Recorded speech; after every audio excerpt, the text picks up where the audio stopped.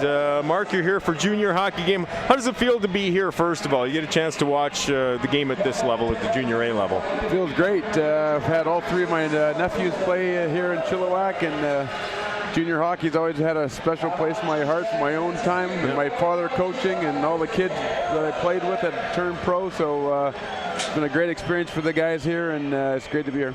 Well, let's talk about your father, Doug, of course, who was your coach, I believe, back in St. Albert, but he's also the coach of a long-time head coach here, Harvey Smeal, back in the St. Albert days, and that really is what started the relationship between your family and the Chilliwack Chiefs. Tell us about those days in St. Albert where you played and your dad coached. Yeah, my dad's always been involved in hockey from the time I can remember as a player and then as a coach, and coached us when we were younger. And I can't even begin to tell you how many players that he's affected and helped get scholarships or turn pro or develop or mentor or whatever. But Harvey was one of his players back in St. Albert, and had a great relationship with him as a coach player. He really loved Harvey and what the intangibles that he brought to the game. And Harvey coaching here, and our nephews are growing up and getting ready to play junior hockey, and what better place to come to and when a guy like Harvey was coaching in a great arena in a great town of Chilliwack here.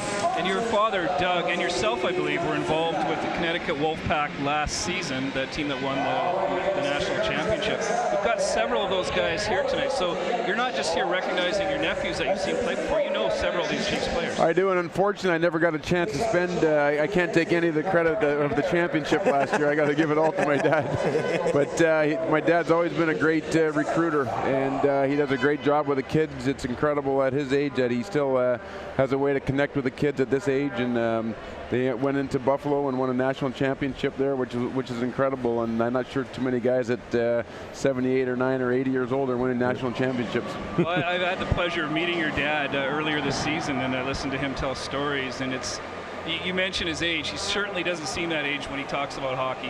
He still loves the sport. Loves the game, always has, but more importantly, loves the kids and is there to help the kids. And everything that he's done has been geared towards mentoring and tutoring and coaching and teaching kids from the time I can remember, from when he taught school and all the way from coaching, because in the end, coaching is about teaching kids and mentoring kids, and nobody's done it better than my dad.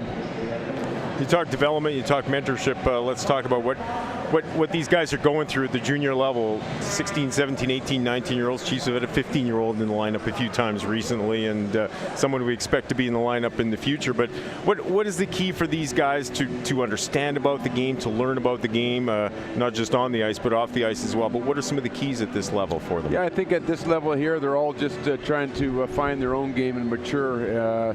It takes a lot to really prepare yourself to play the game, and their bodies are going through big changes there. Physically, emotionally, they're going through a lot of changes there, and they're trying to piece it all together and figure out where they fit, and they're all looking to go and hopefully extend their careers, whether it's at the pro level or the college level or wherever there. So there's a lot going on for these kids at this age, but the most important thing that they do is they really learn how to take care of themselves, how to prepare, how to get themselves ready for the games, not only on the ice but off the ice. And it's a big ask when you're 15, 16, 17, 18 years old, living away from home, but these aren't the first kids that have gone through it, but it's a great experience for them at the same time, and it's a great opportunity. But there's a lot to it, and so far these kids are looking really good here tonight. You mentioned the ages of these players, 16, 17. We have quite a few 17-year-old rookies.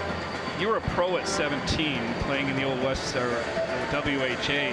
How has the game changed since that time? Well, the game always evolves. If you go back to the 30s, 40s, 50s, 60s, all the way back to when I started in the late 70s, then through the 80s and 90s, it was evolving. And of course, the game's not going to stand still. The game improves, the equipment improves, the technology improves. The players are incredibly trained now. Everybody thinks the game is so much faster now, and I always say that I don't think the game is so much that the game is so much faster, but the players are in better condition so they can sustain a shift longer than they could 20, 30 years ago. And so the game appears faster, but the skill level now, everybody can make saucer passes, everybody can skate, everybody can shoot the puck. And so it's really the guys that can separate themselves with their hockey IQ and the way they can think on the ice and play to a system. Those are the things that you're looking for when you're watching kids play.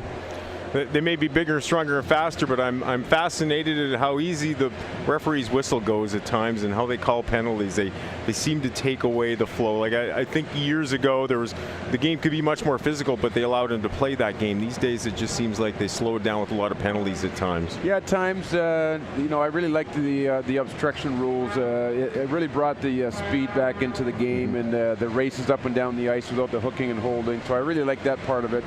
I also liked, in the old days when I used to watch hockey when I was a kid, and then playing hockey and watching the isolated cameras of the battle going on in front of the net for position. And it was a war going on, but in order to go there, you had to pay the price, and it was must-see TV. So I'm a big fan of opening up the game and the hooking and holding the obstruction, but I'm also a big fan, like you say, of letting the guys play and determine the ice. Because in the end, it's there's 200 feet by 85 feet. There's not a lot of room out there, and everybody's vying for the same piece of ice, and the players with the most will are going to often win it. Yeah.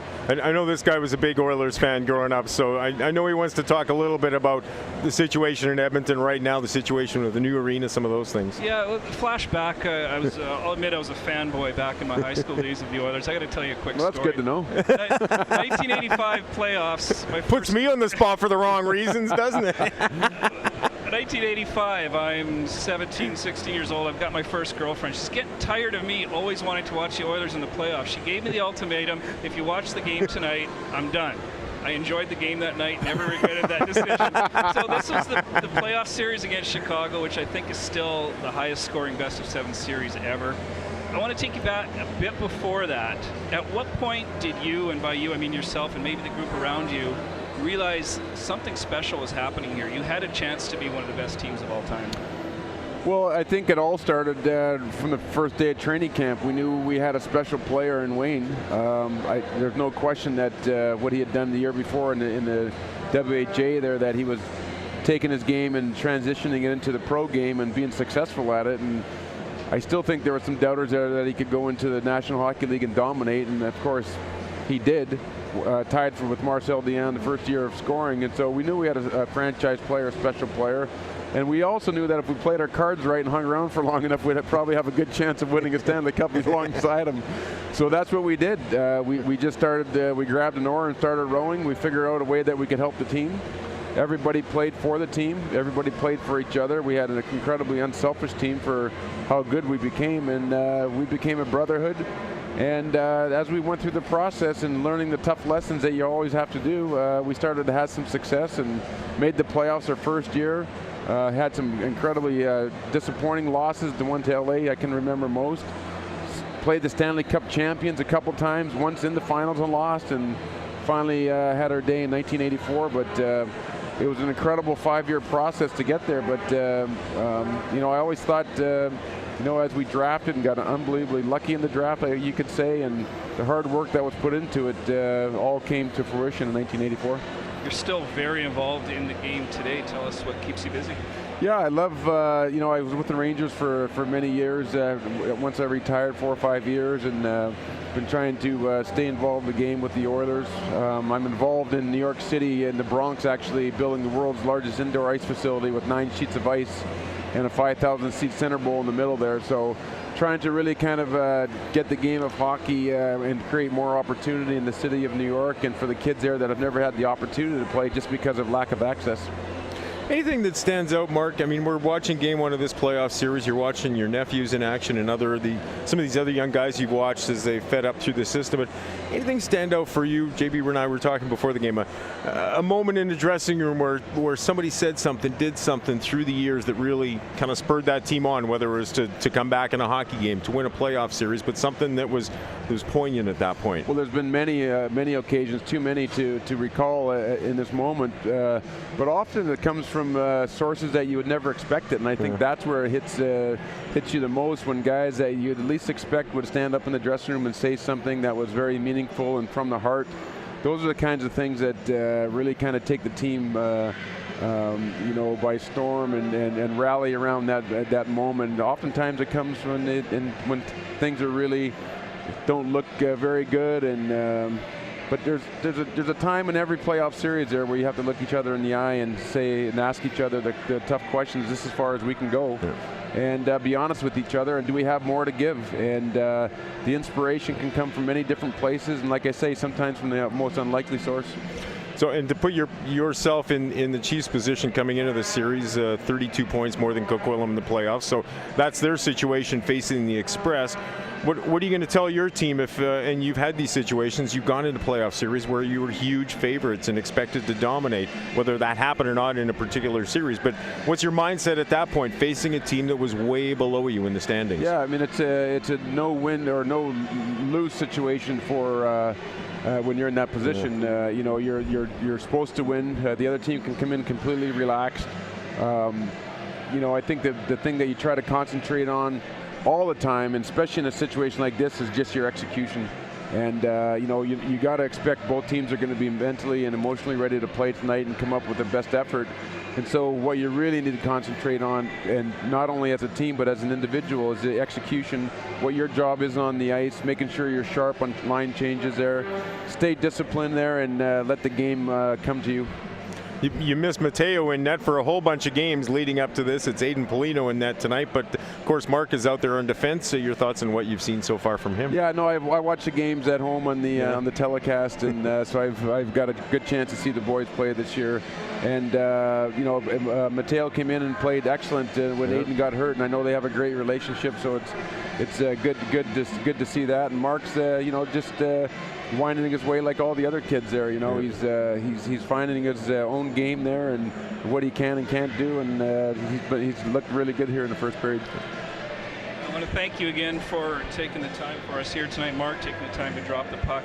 I know it was a last-minute trip for you, but I appreciate you taking the time. Yeah, it's been great. Been wanting to get out here for a long time and finally made it, so it's good to be with you guys. Well, we're going to be here for quite a few more games. We expect a couple months playoff run here, so come back, join us again. If we're there playing that long, I'll be back. Good stuff. Thanks again, Mark. Okay, guys. All right, Mark Messier joining us here in the first intermission of tonight's game at Prospera Center.